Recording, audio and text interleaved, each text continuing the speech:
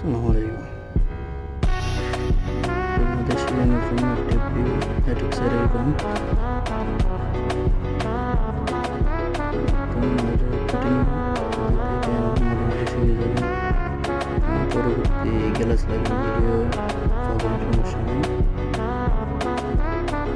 কীভাবে জুতো লাগাতে হয় এদিকে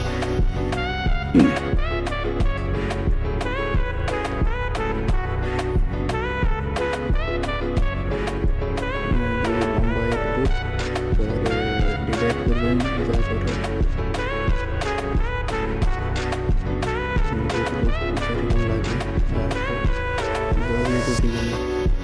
কেউ ডিগ্রি কাটে, কেউ আবার ডিগ্রি কাটে না।